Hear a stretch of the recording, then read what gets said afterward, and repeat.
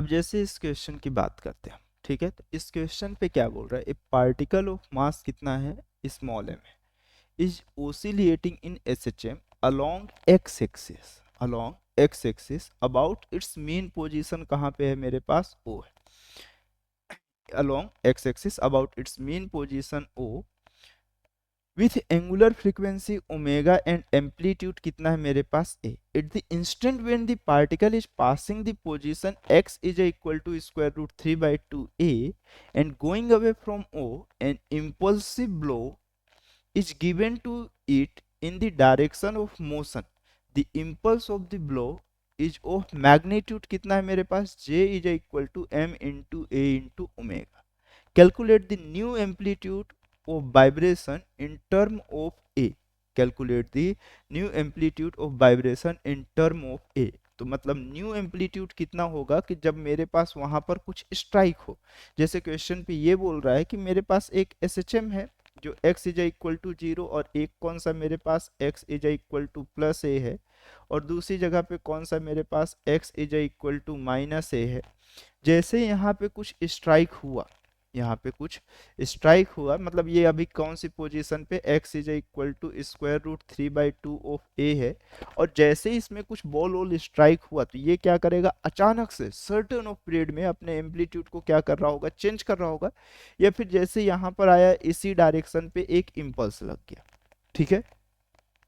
अब ये इम्पल्स लगा तो अब इसका एम्पलीट्यूड चेंज हो गया, एक इम्पल्सिव फोर्स आया, इम्पल्सिव फोर्स मतलब होता है कि एक सर्टेन टाइम के लिए, और एक स्मॉल फोर्स हो जो फाइनाइट चेंजेस करके, या फिर मतलब लार्ज फोर्स ही क्यों ना, बट ड्यूरेशन स्मॉल होना चाहिए और बॉडी में फाइनाइट चेंजेस कर देना चाहिए, ठीक।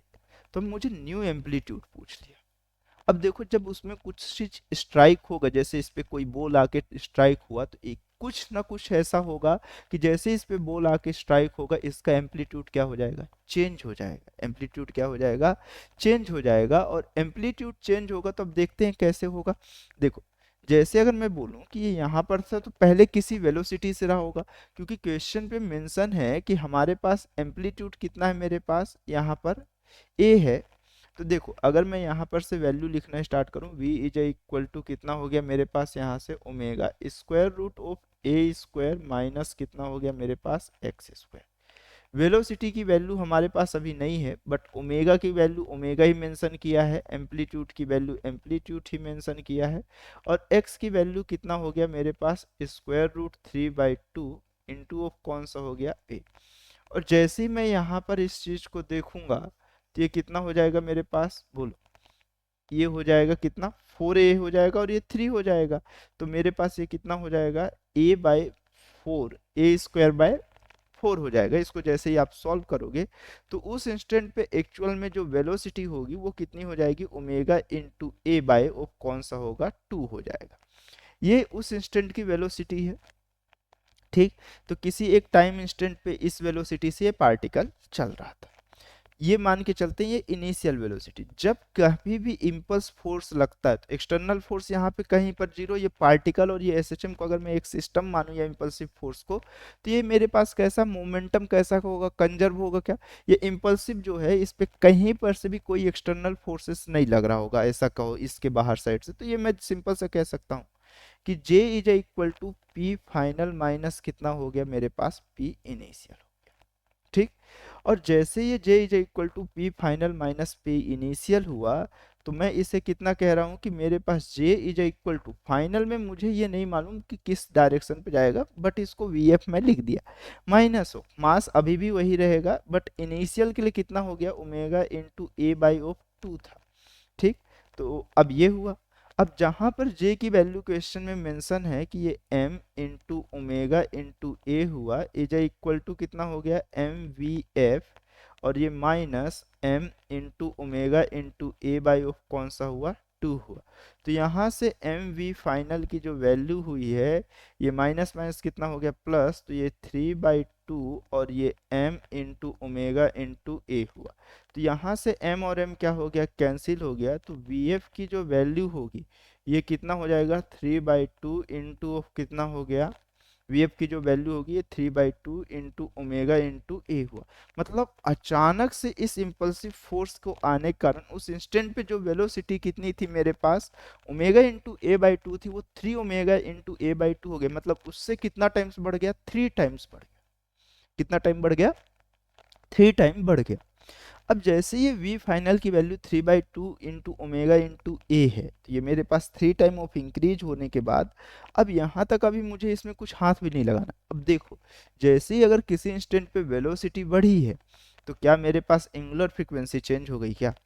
एंगुलर फ्रीक्वेंसी अभी भी रिमेन्स कैसा है, कांस्टेंट है। कैसा है मेरे पास, कांस्टेंट है। अभी भी एंगुलर फ्रीक्वेंसी का कहीं पर भी कोई चेंजेस नहीं हुआ है। तो ये ओमेगा हो गया, स्क्वायर रूट ऑफ कितना लिखते हो आप, अब न्यू एम्पलीट्यूड का क्या होगा, स्क्वायर, और माइनस ऑफ कौन सा हो जाएगा, अब न्यू पोजीशन जो है, कौन सी पोजीशन है, न्यू पोजीशन अभी भी वही होगी। उस पे कौन सा, इसी पोजीशन पे एक्स पोजीशन से यहीं पर तो आया होगा, तो ये भी एक्स का स्क्वायर होगा। तो जो v फाइनल वो 3/2 इंटू ओमेगा इंटू ए हुआ इज इक्वल टू ओमेगा और स्क्वायर रूट ए डेज का स्क्वायर। मतलब अभी जो नया एम्पलीट्यूड है मुझे ये फाइंड करना है, बट x की वैल्यू कितनी है, तो x की वैल्यू क्वेश्चन मेंशन यहीं पर इम्पल्स लगा, अभी भी मेन पोजीशन से उसका डिस्टेंस वही है। तो ये कितना हो गया मेरे पास, 3/4 इंटू ए का क्या हुआ, स्क्वायर। ठीक। अब जैसे मैं देखूं तो ये ओमेगा और ओमेगा क्या हो गया, कैंसिल, और इसके स्क्वायर को सॉल्व आप इधर करोगे तो ये कितना हो गया, 9/4, और ये कौन सा हुआ, ए का स्क्वायर, और ये ए डैश का स्क्वायर माइनस 3/4 ए स्क्वायर। तो जहां पर से कौन सा हुआ, ए डैश का स्क्वायर, और ये कौन सा हुआ, 9/4 ए स्क्वायर, और माइनस की जगह पे कितना हो गया, प्लस 3/4 ए स्क्वायर। तो आपको ये देखने को मिल रहा होगा कि एम्पलीट्यूड जो है वो पुराने टाइम का कितना हो गया, ये 12 हो गया। मतलब मेरे पास कितना हो जाएगा, ये 12/4 इंटू ए का स्क्वायर। जब आप इसे देखोगे तो ये 3 हो गया, तो मतलब न्यू एम्पलीट्यूड का जो स्क्वायर है ये एक्चुअल में कितना हो गया होगा, ये नया एम्पलीट्यूड जो है वो न्यू एम्पलीट्यूड जो है आपके पास ये कितना दिख गया होगा, √3a दिख गया होगा, ऐसा।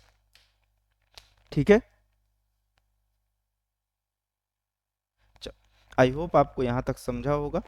कि एक आध क्वेश्चन और देखना है, एक क्वेश्चन देख लेते हैं, बस हो गया, एक लास्ट क्वेश्चन देखता हूँ, फिर इसके बाद फिर नेक्स्ट पोर्शन पे चल जाएंगे।